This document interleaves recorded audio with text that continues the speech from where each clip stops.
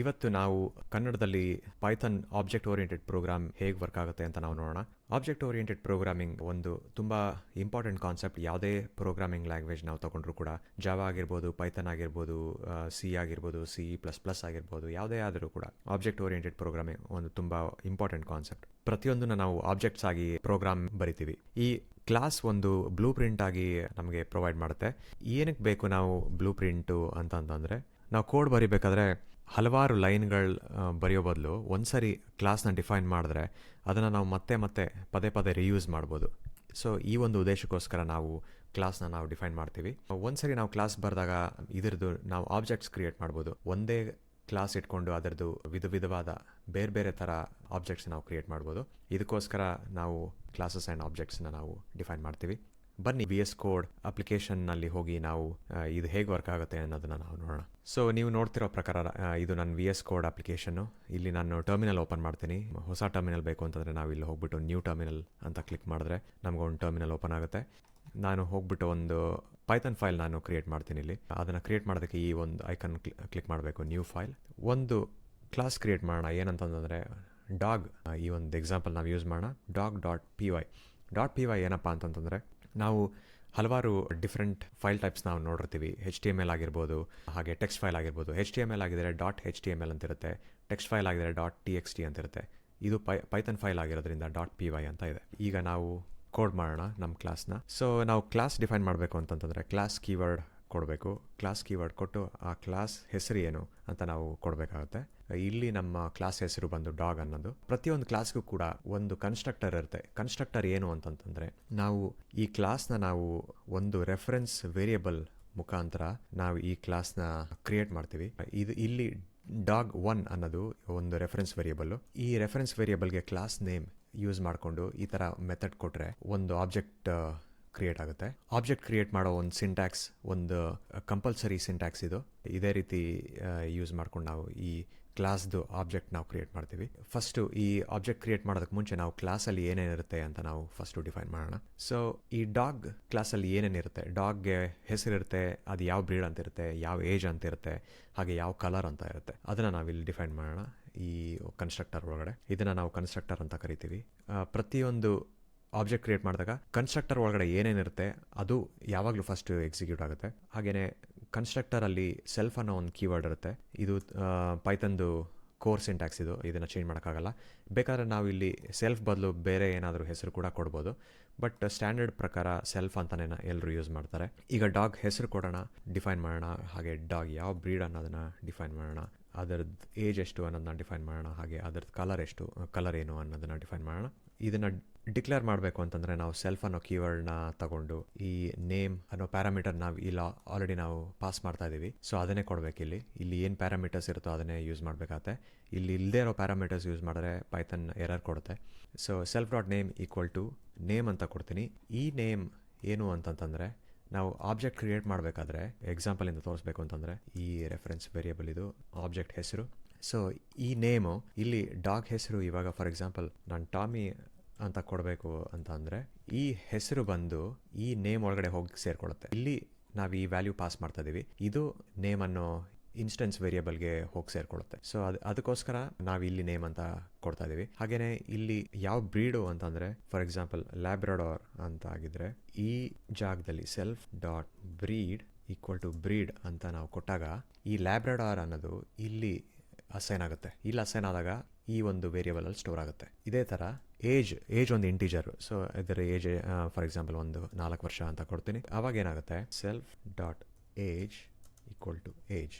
So ಈ age ಬಂದು ಇಲ್ಲಿ ಹೋಗಿ ಅಸೈನ್ ಆಗುತ್ತೆ. ಫಾರ್ ಎಕ್ಸಾಂಪಲ್ ಇಲ್ಲಿ ಕಲರ್ ಅಂತ ನಾವು ಕನ್ಸ್ಟ್ರಕ್ಟರಲ್ಲಿ ಕೊಟ್ಟಿದ್ದೀವಿ. ಬಟ್ ಇಲ್ಲಿ ನಾನು ಕಲರ್ ಕೊಡ್ದಿರಾ ನಾನು ಈ ಆಬ್ಜೆಕ್ಟ್ ಹಿಂಗೆ ಕ್ರಿಯೇಟ್ ಮಾಡಿದ್ರೆ ಪೈಥಾನ್ ಎರರ್ ಕೊಡುತ್ತೆ. ಇವಾಗ ನೋಡೋಣ, ರನ್ ಮಾಡಿ ತೋರಿಸ್ತೀನಿ ಏನಾಗುತ್ತೆ ಅಂತ ಅಂದ್ಬಿಟ್ಟು. ಸೊ ಪೈಥಾನ್ ಕೋಡ್ನ ರನ್ ಮಾಡಬೇಕು ಅಂತಂದರೆ ಪೈಥಾನ್ ಅಂತ ಕೊಟ್ಟು ಸ್ಪೇಸ್ ಕೊಟ್ಟು ಈ ಫೈಲ್ ನೇಮ್ ಏನು ಡಾಗ್.py ಅದನ್ನು ಕೊಡಬೇಕು. ಡಾಗ್.py ಅಂತ ಕೊಟ್ಟು ಎಂಟರ್ ಕೊಟ್ಟರೆ ಇದು ರನ್ ಆಗುತ್ತೆ. ನೋಡಿ ಇಲ್ಲೇನು ಹೇಳುತ್ತೆ, ಮಿಸ್ಸಿಂಗ್ 1 ರಿಕ್ವೈರ್ಡ್ ಪೊಸಿಷನಲ್ ಆರ್ಗ್ಯುಮೆಂಟ್. ಅದೇನಪ್ಪ ಅಂತಂತಂದರೆ ಕಲರ್. ಇಲ್ಲಿ ಕಲರ್ ನಾವು ಕನ್ಸ್ಟ್ರಕ್ಟರಲ್ಲಿ ಕೊಟ್ಟಿದ್ದೀವಿ. ಬಟ್ ನಾವು ಆಬ್ಜೆಕ್ಟ್ ಕ್ರಿಯೇಟ್ ಮಾಡಬೇಕಾದ್ರೆ ನಾವು ಕಲರ್ ಪ್ಯಾರಾಮೀಟರ್ನ ನಾವು ಪಾಸ್ ಮಾಡ್ತಾ ಇಲ್ಲ. ಸೊ ಅದಕ್ಕೆ ಇದು ಪೈಥನ್ ಕಂಪ್ಲೇಂಟ್ ಮಾಡ್ತಾ ಇದೆ, ಎರರ್ ಕೊಡ್ತಾ ಇದೆ. ಸೊ ಇದನ್ನು ಅವಾಯ್ಡ್ ಮಾಡಬೇಕು ಅಂತಂದರೆ ಕನ್ಸ್ಟ್ರಕ್ಟರಲ್ಲಿ ಏನೇನು ಪ್ಯಾರಾಮೀಟರ್ಸ್ ಇದೆಯೋ ಎಲ್ಲದನ್ನು ಕಂಪ್ಲೀಟಾಗಿ ಡಿಫೈನ್ ಮಾಡಬೇಕಾಗತ್ತೆ. ಸೊ ಇವಾಗ ಫಾರ್ ಎಕ್ಸಾಂಪಲ್ ಕಲರ್ ಬ್ಲ್ಯಾಕ್ ಅಂತ ಕೊಟ್ಟಾಗ ಇಲ್ಲಿ self dot colour equals colour ಅಂತ ಕೊಟ್ಟಾಗ ಈ ಬ್ಲ್ಯಾಕ್ ಹೋಗಿ ಈ ಸೆಲ್ಫ್ ಡಾಟ್ ಕಲರಲ್ಲಿ ಕೂತ್ಕೊಳ್ಳುತ್ತೆ. ಇವಾಗ ರನ್ ಮಾಡಿ ನೋಡೋಣ ರನ್ ಆಗುತ್ತಾ ಅಂತ. ಇದು ರನ್ ಆಗಬೇಕು. ಇವಾಗ ಪೈಥನ್ ನಾವು ಪ್ರತಿ ಸರಿ ಪೈಥನ್ ಸ್ಪೇಸ್ doc.py ಅಂತ ಟೈಪ್ ಮಾಡೋ ಬದಲು ನಿಮ್ಮ ಕೀಬೋರ್ಡಲ್ಲಿರೋ ಟಾಪ್ ಆ್ಯರೋ ಪ್ರೆಸ್ ಮಾಡಿದ್ರೆ ನೀವು ಪ್ರೀವಿಯಸ್ಲಿ ಏನು ಕಮೆಂಟ್ ಕೊಟ್ಟಿದ್ರು ಅದು ಹಾಗೆ ಡೈರೆಕ್ಟಾಗಿ ಬರುತ್ತೆ. ಇವಾಗ ಎಂಟರ್ ಒತ್ತೋಣ. ನೋಡಿ ಇವಾಗ ಏನೂ ಕಂಪ್ಲೇಂಟ್ ಮಾಡಿಲ್ಲ ಪೈಥನ್. ಮುಂಚೆ ಆಗಿದ್ರೆ ನಮಗೆ ಒಂದು ಎರರ್ ಬಂದಿತ್ತು, ಇವಾಗ ಏನು ಎರರ್ ಇಲ್ಲ. So Python is okay, Python is happy with this.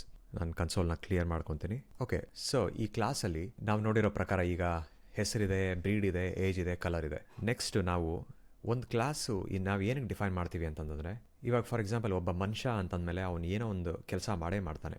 ನಾವು ಈಗಾಗಲೇ ನೋಡಿರೋ ಥರ ಕ್ಲಾಸಸ್ಸಲ್ಲಿ ಆಟ್ರಿಬ್ಯೂಟ್ಸ್ ಇರುತ್ತೆ, ಹಾಗೆ ಮೆಥಡ್ಸ್ ಇರುತ್ತೆ. ಆಟ್ರಿಬ್ಯೂಟ್ಸ್ ಅಂತಂತಂದರೆ ಏನು, ಆ ಕ್ಲಾಸ್ದು ಗುಣಗಳೇನು, ಅದು ಯಾವ ಬಣ್ಣ, ಯಾವ ಏಜು ಎಷ್ಟು, ಅದ್ರ ಹೆಸರೇನು, ಇದೆಲ್ಲ ಗುಣಗಳು. ಈ ಗುಣಗಳ ಜೊತೆ ಇನ್ನೊಂದು ಏನಪ್ಪ ತುಂಬ ಇಂಪಾರ್ಟೆಂಟು ಕ್ಲಾಸಲ್ಲಿ ಅಂತಂತಂದರೆ ಮೆಥಡ್ಸ್. ಈ ಮೆಥಡ್ಸ್ ಏನಕ್ಕೆ ಬೇಕು? ಮೆಥಡ್ಸು ನಾವು ಏನೋ ಒಂದು ಕೆಲಸ ಮಾಡಬೇಕು ಅಂತಂತಂದರೆ ಅದನ್ನು ನಾವು ಡಿಫೈನ್ ಮಾಡ್ತೀವಿ. ಇವಾಗ ಫಾರ್ ಎಕ್ಸಾಂಪಲ್ ಈ ಡಾಗ್ ಕ್ಲಾಸಲ್ಲಿ ಡಾಗ್ ಏನು ಮಾಡ್ತಾರೆ, ಡಾಗ್ ಯೂಶ್ವಲಿ ಬೊಗಳುತ್ತೆ. ಅದು ಒಂದು ಫಂಕ್ಷನಾಲಿಟಿ ಅಂತ ನಾವು ಕನ್ಸಿಡರ್ ಮಾಡೋಣ. ಇವಾಗ ಆ ಫಂಕ್ಷನಾಲಿಟಿ ನಾವು ಡಿಫೈನ್ ಮಾಡಬೇಕು ಅಂತಂದರೆ ಬಾರ್ಕ್ ಅನ್ನೋ ಒಂದು ಮೆಥಡ್ನ ನಾವು ಡಿಫೈನ್ ಮಾಡೋಣ. ನಾವೀಗ ಬಾರ್ಕ್ ಅನ್ನೋ ಒಂದು ಮೆಥಡ್ನ ನಾವು ಇಲ್ಲಿ ಡಿಫೈನ್ ಮಾಡ್ತಾ ಇದ್ದೀವಿ. ಇಲ್ಲಿ ಏನು ಮಾಡುತ್ತೆ ಅಂತಂದರೆ ಪ್ರಿಂಟ್ ಸ್ಟೇಟ್ಮೆಂಟಲ್ಲಿ ನಾನು ಈ ಥರ ಎಫ್ ಅಂತ ಕೊಟ್ಟರೆ ಈ ಫಾರ್ಮ್ಯಾಟಲ್ಲಿ ಬರಬೇಕು ಅಂತ ಕೊಟ್ಟಾಗ, ನಾವು ಹಾರ್ಡ್ ಕೋಡೆಡ್ ವ್ಯಾಲ್ಯೂಸ್ ಬೇಡ ಅಂತಂದಾಗ ಈ ಥರ ಫಾರ್ಮ್ಯಾಟಲ್ಲಿ ಸೆಲ್ಫ್ ಡಾಟ್ ನೇಮ್ ಅಂತ ಕೊಟ್ಟಾಗ ಈ ಕನ್ಸ್ಟ್ರಕ್ಟರ್ಲಿ ಏನೇನಿರುತ್ತೆ ವ್ಯಾಲ್ಯೂಸ್ ಅದನ್ನು ನಾವು ಈ ಥರ ಡಿಫೈನ್ ಮಾಡ್ಬೋದು. ಸೊ ಇದು ಜಸ್ಟ್ ನಾನೊಂದು ಮೆಸೇಜ್ ಟೈಪ್ ಮಾಡೋದಕ್ಕೋಸ್ಕರ ಇದನ್ನು ಪ್ರಿಂಟ್ ಸ್ಟೇಟ್ಮೆಂಟ್ ಯೂಸ್ ಮಾಡ್ತಾ ಇದ್ದೀನಿ ಬಾರ್ಕ್ ಅನ್ನೋ ಮೆಥಡಲ್ಲಿ. ಇವಾಗ ನಾವು ಈ ಫಂಕ್ಷನಾಲಿಟಿನ ನಾವು ಡಿಫೈನ್ ಮಾಡಿದ್ದೀವಿ. ಇದು ಹೇಗೆ ವರ್ಕ್ ಆಗುತ್ತೆ ಅಂತ ನಾನು ತೋರಿಸ್ತೀನಿ ನಿಮಗೆ. ಸೊ ಇದನ್ನು ರನ್ ಮಾಡಬೇಕು ಅಂತಂತಂದರೆ ಡಾಗ್1, ಈ ಡಾಗ್1 ಅನ್ನೋದು ರೆಫರೆನ್ಸ್ ವೇರಿಯಬಲು ಈ ಆಬ್ಜೆಕ್ಟ್ದು. ಡಾಗ್1 ನಾವು ಡಾಟ್ ಕೊಟ್ಟಾಗ ನೋಡಿ ಇಲ್ಲಿ ಈ ಕ್ಲಾಸಲ್ಲಿ ಏನೇನು ಗುಣಗಳು ಅಂತಂದರೆ ಆಟ್ರಿಬ್ಯೂಟ್ಸ್ ಏನೇನಿದೆ, ನೇಮ್, ಕಲರ್, ಏಜ್, ಬಾರ್ಕ್, ಹಾಗೆ ಏನೇನು ಮೆಥಡ್ಸ್ ಅವೈಲೇಬಲ್ ಇದೆ. ಈ ಮೆಥಡ್ಡು ಬಾರ್ಕ್ ಅನ್ನೋದು ಅದು ಕೂಡ ಅವೈಲೇಬಲ್ ಇದೆ ಇಲ್ಲಿ. ಇದನ್ನು ಯೂಸ್ ಮಾಡ್ಬೋದು. ಇವಾಗ ನಾವು ಈ ಕೋಡ್ನ ರನ್ ಮಾಡಿದಾಗ ಏನಂತ ತೋರಿಸುತ್ತೆ ಅಂತಂದರೆ ಸೆಲ್ಫ್ ಡಾಟ್ ನೇಮ್, ಇಲ್ಲಿ ನಾವು ಟಾಮಿ ಈಸ್ ಬಾರ್ಕಿಂಗ್ ಅಂತ ಪ್ರಿಂಟ್ ಆಗಬೇಕು. ಇವಾಗ ನೋಡೋಣ. ನೋಡಿ ಟಾಮಿ ಈಸ್ ಬಾರ್ಕಿಂಗ್. ಅದೇ ಥರ ಇವಾಗ ನಾನು ಇಲ್ಲಿ ಲ್ಯಾಬ್ರಡಾರ್ ಇದೆ, ನಾನು ಇನ್ನೊಂದು ಜರ್ಮನ್ ಶೆಪರ್ಡ್ ಅಂತ ಇನ್ನೊಂದು ನಾಯಿನ ಕ್ರಿಯೇಟ್ ಮಾಡಬೇಕು. ಅದು ಹೇಗೆ ಅಂತಂದರೆ ಇನ್ನೊಂದು ರೆಫರೆನ್ಸ್ ವೇರಿಯಬಲ್ ಯೂಸ್ ಮಾಡಿಕೊಂಡು ಡಾಗ್ ಅನ್ನೋ ಇನ್ನೊಂದು ಆಬ್ಜೆಕ್ಟ್ನ ನಾನು ಕ್ರಿಯೇಟ್ ಮಾಡ್ತೀನಿ. ಮ್ಯಾಕ್ಸಿ ಅಂತ ಕೊಡ್ತೀನಿ. ಜರ್ಮನ್ ಶೆಪರ್ಡ್ ಇದ್ರ ಏಜ್ ಎಷ್ಟು ಅಂತಂತಂದರೆ 2 ವರ್ಷ ಅಂತ ಅಂದ್ಕೊಳ್ಳೋಣ. ಹಾಗೆ ಇದು ಯಾವ ಕಲರು ಅಂತಂದರೆ ಗ್ರೇ ಅಂತ ಅಂದ್ಕೊಳ್ಳೋಣ.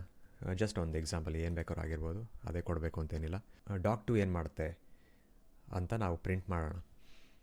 ಸೊ ಇದು ಏನಕ್ಕೆ ಮಾಡ್ತಿದ್ದೀವಿ, ಈ ಕೋಡ್ನ ನೋಡಿ ನಾನು ಇಲ್ಲಿ ಒಂದೇ ಒಂದು ಸರಿ ನಾನು ಬರೆದಿದ್ದೀನಿ, ಬಟ್ ಜಸ್ಟ್ ಒಂದು ಲೈನ್ ಆಫ್ ಕೋಡಿಂದ ನಾನು ಈ ಪದೇ ಇದನ್ನು ಡಿಫೈನ್ ಮಾಡೋ ಅವಶ್ಯಕತೆ ಇರಲ್ಲ. ಇವಾಗ ಡಾಗ್2 ಡಾಟ್ ಬಾರ್ಕ್ ಅಂತ ನಾನು ಕೊಟ್ಟಾಗ ಇವಾಗ ರನ್ ಮಾಡಿ ನೋಡೋಣ ಏನಂತ ಔಟ್ಪುಟ್ ಬರುತ್ತೆ ಅಂತ ನೋಡೋಣ. ಇಲ್ಲಿ ನಾನು ಬಾರ್ಕ್ ಅನ್ನೋ ಮೆಥಡ್ ಯೂಸ್ ಮಾಡ್ತಾಯಿದ್ದೀನಿ. ಹಾಗೆ 2 ಡಿಫ್ರೆಂಟ್ ಡಾಗ್ ಆಬ್ಜೆಕ್ಟ್ಸ್ನ ನಾನು ಕ್ರಿಯೇಟ್ ಮಾಡ್ತಾಯಿದ್ದೀನಿ. ಇಲ್ಲಿ ಆ ಆಬ್ಜೆಕ್ಟಲ್ಲಿರೋ ಮೆಥಡ್ನ ನಾನು ಇನ್ವೋಕ್ ಮಾಡಿದಾಗ ನೋಡಿ ಟಾಮಿ ಈಸ್ ಬಾರ್ಕಿಂಗ್ ಹಾಗೆ ಮ್ಯಾಕ್ಸಿ ಈಸ್ ಬಾರ್ಕಿಂಗ್ ಅಂತ ಕೊಡ್ತಾ ಇದೆ. ಸೊ ಈ ಔಟ್ಪುಟ್ಟು ನಾವು ಯಾವ ಸ್ಟೇಟ್ಮೆಂಟ್ ಕೊಟ್ಟಿದ್ದೀವಿ ಅದ್ರ ಮೇಲೆ ಡಿಪೆಂಡ್ ಆಗುತ್ತೆ. ನಮಗೆ ಇನ್ನೂ ಕ್ಲಿಯರ್ ಎಕ್ಸಾಂಪಲ್ ಬೇಕು ಅಂತಂತಂದರೆ ಇನ್ನೊಂದು ಫಂಕ್ಷನ್ನ ನಾವು ಡಿಫೈನ್ ಮಾಡೋಣ. ಈ ಬಾರ್ಕ್ ಜೊತೆಗೆ ನಾನು ಇನ್ನೊಂದು ಫಂಕ್ಷನ್ನ ನಾನು ಡಿಫೈನ್ ಮಾಡ್ತೀನಿ. ಅದೇನಪ್ಪ ಅಂತಂತಂದರೆ ಡಾಗ್ನ ಡಿಸ್ಕ್ರೈಬ್ ಮಾಡಬೇಕು. ಇದು ಕಂಪ್ಲೀಟ್ ಒಂದು ಡಿಸ್ಕ್ರಿಪ್ಷನ್ ಕೊಡಬೇಕು ಒಂದು ಡಾಗ್ದು. ಸೊ ಅದಕ್ಕೆ ಡಿಸ್ಕ್ರೈಬ್ ಅಂತ ಒಂದು ಸಿಮಿಲರ್ ಫಂಕ್ಷನ್ ನಾನು ಯೂಸ್ ಮಾಡ್ಕೊತಾ ಇದ್ದೀನಿ ಇಲ್ಲಿ. ಈ ಫಂಕ್ಷನಲ್ಲಿ ಒಂದು ಪ್ರಿಂಟ್ ಸ್ಟೇಟ್ಮೆಂಟ್ ಕೊಡ್ತೀನಿ. ಬಾರ್ಕಲ್ಲಿ ಯಾವ ಥರ ಕೊಟ್ಟಿದ್ದೀನಿ ಅದೇ ಥರ ಒಂದು ಪ್ರಿಂಟ್ ಸ್ಟೇಟ್ಮೆಂಟಲ್ಲಿ. ಇವಾಗ ನಾನು ಸೆಲ್ಫ್ ಡಾಟ್ ನೇಮ್ ಫಸ್ಟು ಹೆಸರು ತೊಗೊಬೇಕು. ಈಸ್ ಎ ಯಾವ ಬ್ರೀಡ್ ಅಂತ ಹೇಳಬೇಕು. ಅಂದರೆ ಇವಾಗ ನೋಡಿ ಫಾರ್ ಎಕ್ಸಾಂಪಲ್ಲು ಇಲ್ಲಿ ಟಾಮಿ ಈಸ್ ಎ ಲ್ಯಾಬ್ರಡಾರ್ ಅಂತ ಪ್ರಿಂಟ್ ಆಗುತ್ತೆ. ಇವಾಗ ನೋಡಿ ಫಾರ್ ಎಕ್ಸಾಂಪಲ್ ಡಾಗ್1 ಡಾಟ್ ಡಿಸ್ಕ್ರೈಬ್ ಅನ್ನೋ ಒಂದು ಮೆಥಡ್ನ ನಾನು ಈ ಕ್ಲಾಸಲ್ಲಿ ಡಿಫೈನ್ ಮಾಡೋದ್ರಿಂದ ಡಿಸ್ಕ್ರೈಬ್ ಅನ್ನೋ ಮೆಥಡ್ ನನಗೆ ಇಲ್ಲಿ ಅವೈಲೇಬಲ್ ಆಗ್ತದೆ. ಇದನ್ನು ಪ್ರಿಂಟ್ ಮಾಡ್ತೀನಿ ಈಗ ಬರೀ ಅದನ್ನು ಮಾತ್ರ ಪ್ರಿಂಟ್ ಮಾಡೋದಕ್ಕೆ ನಾವು ಇದೆರಡನ್ನ ಕಮೆಂಟ್ ಮಾಡಬೇಕಾಗತ್ತೆ. ಸೊ ದ್ಯಾಟ್ ಇದೆರಡು ಲೈನು ಆವಾಗ ಪ್ರಿಂಟ್ ಆಗಲ್ಲ. ಇವಾಗ ನಾನು ನನ್ನ ಪ್ರೋಗ್ರಾಮ್ನ ರನ್ ಮಾಡಿದ್ರೆ same command Python space .py. ಇವಾಗ ನೋಡಿ, ಟಾಮಿ ಈಸ್ ಅ ಲ್ಯಾಬ್ರಡಾರ್. ನಾನು ಡಿಸ್ಕ್ರೈಬ್ ಮಾತ್ರ ನಾನು ಪ್ರಿಂಟ್ ಮಾಡ್ತಾಯಿದ್ದೀನಿ. ಸೊ ಇದು ಮಾತ್ರ ರನ್ ಆಗುತ್ತೆ. ಆವಾಗ ಟಾಮಿ ಈಸ್ ಅ ಲ್ಯಾಬ್ರಡಾರ್ ಅನ್ನೋದು ಇಲ್ಲಿಂದ ಪ್ರಿಂಟ್ ಆಗ್ತಾಯಿದೆ. ಇಲ್ಲಿ ಟಾಮಿ ತೊಗೊತಾದೆ, ಇಲ್ಲಿ ಲ್ಯಾಬ್ರಡಾರ್ ಯಾವ ಬ್ರೀಡು ಅನ್ನೋದನ್ನ ತೊಗೊತಾದೆ. ಈಗ ಡಿಸ್ಕ್ರಿಪ್ಷನ್ನ ಇನ್ನೂ ಎಕ್ಸ್ಟೆಂಡ್ ಮಾಡೋಣ. ಏಜ್ ಹಾಗೆ ಕಲರ್ನ ಕೂಡ ಯೂಸ್ ಮಾಡೋಣ. ನಾವು ಅದನ್ನು ಆಲ್ರೆಡಿ ಡಿಫೈನ್ ಮಾಡಿದ್ದೀವಿ.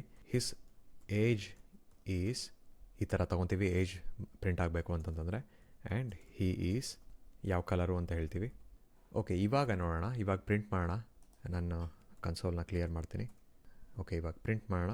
ನೋಡಿ, Tommy is a Labrador, his age is 4 and he is black. ಅದೇ ರೀತಿ ಇವಾಗ ನಾನು ಇನ್ನೊಂದು ಡಾಗ್ನ ಕ್ರಿಯೇಟ್ ಮಾಡ್ತೀನಿ. ಜಸ್ಟು ನಿಮಗೆ ಒಂದು ಕ್ಲಿಯರ್ ಎಕ್ಸಾಂಪಲ್ ಕೊಡೋದಕ್ಕೆ ಇನ್ನೊಂದು ಆಬ್ಜೆಕ್ಟ್ ಕ್ರಿಯೇಟ್ ಮಾಡ್ತೀನಿ ಡಾಗ್ದು. ಈ ಸರಿ ನಾನು ಹೇಳ್ತೀನಿ ಪೋವೆಲ್. ಯಾವ ಬ್ರೀಡು ಅಂತಂದರೆ ಬ್ರಿಟಿಷ್ ಬುಲ್ಡಾಗ್ ಅಂತ ಕೊಡೋಣ, ಸುಮ್ಮನೆ ಒಂದು ಎಕ್ಸಾಂಪಲ್ಗೋಸ್ಕರ. ಹಾಗೆ ಇದರ ಏಜ್ ಎಷ್ಟು, 5 ವರ್ಷ ಅಂತ ಕೊಡೋಣ. ಹಾಗೆ ಕಲರ್ ಕೊಡೋಣ, ವೈಟ್ ಅಂತ ಕೊಡೋಣ. ಇವಾಗ ರನ್ ಮಾಡೋಣ. dog3.describe. ಇವಾಗ ನೋಡಿ, ಇವಾಗ ನಾವು ನಮ್ಮ ಪ್ರೋಗ್ರಾಮ್ನ ರನ್ ಮಾಡಿದ್ರೆ ಡಾಗ್ 1ನಲ್ಲಿರೋ ಡಾಗ್ 1ದು ಡಿಸ್ಕ್ರಿಪ್ಷನ್ ಕೊಡುತ್ತೆ, ಹಾಗೆ ಡಾಗ್ 3ದು ಡಿಸ್ಕ್ರಿಪ್ಷನ್ ಕೊಡುತ್ತೆ.